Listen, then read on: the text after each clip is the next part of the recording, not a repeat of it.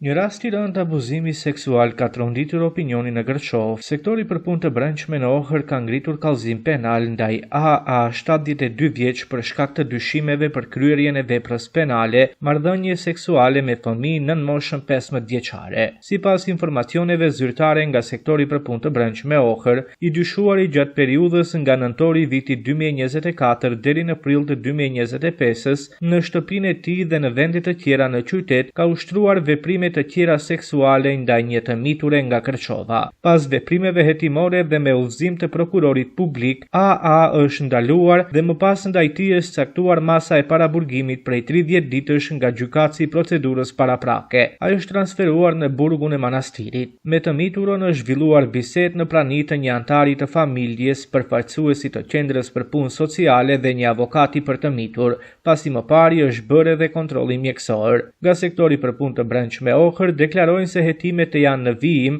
dhe rasti po trajtohet me përparësi të lartë në bashkëpunim me institucionet përkatëse për mbrojtjen e të miturve.